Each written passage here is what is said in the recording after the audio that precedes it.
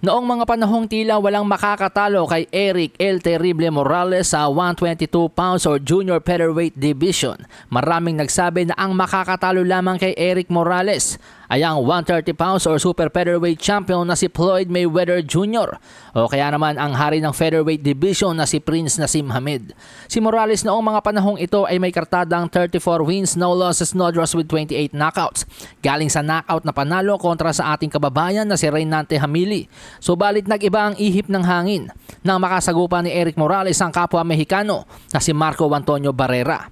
Ika-19 ng Pebrero taong 2000, unang beses nagharap si Morales at Barrera at sa kauna-unahang pagkakataon nakitang makailang ulit nasaktan, nagrogi at lubusang nahirapan sa laban ang tinaguriang El Terrible. Bagamat si Morales pa rin ang itinanghal na panalo sa bandang huli, pero isang malaking daya ang tingin ng karamihang boxing fans sa naging panalong ito ni Eric Morales kay Marco Antonio Barrera. Now fast forward tayo sa taong 2024. Marami nagsasabi na wala ring makakatalo kay Naoya Inoue sa 122 pounds o junior featherweight division. At ang makakatalo lamang daw kay Inoue ay si Gervonta Tank Davis na nasa 135 pound division. Pero tulad ng istorya ni Eric Morales, isang kababayan din ni Naoya Inoue ang posibleng makasagupa niya sa hinaharap. At yan nga po ay walang iba kundi si Junto Nakatani na isa ring undefeated champion.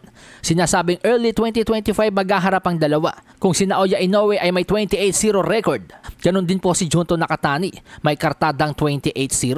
Yun nga lang lamang ng 4 na knockout na panalo si Naoya Inoue kay Junto Nakatani. Pero tulad nga po ng istorya ni Eric Morales, nakalalamang din po si Eric Morales pagdating sa knockout ratio kumpara kay Marco Antonio Barrera noon.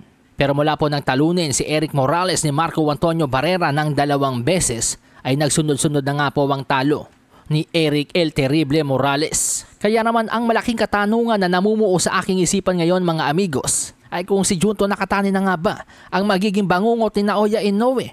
Maulit kaya ang istorya ni Morales kay Naoya Inoue na isang kababayan din niya ang unang dudungi sa kanyang malinis na kartada, o magpapatuloy pa rin ang pananalasa ni The Monster patungo sa kanyang 5th division title at mapabilang sa hilera ni Floyd Money Mayweather, Sugar Ray Leonard at Thomas the Hitman Hearns na ilan sa mga natatanging boksingero na naging 5 division world champion. Malasahin ang baraha, patunayan mo sa akin ha, sino man ang mabunot na kalaban di ka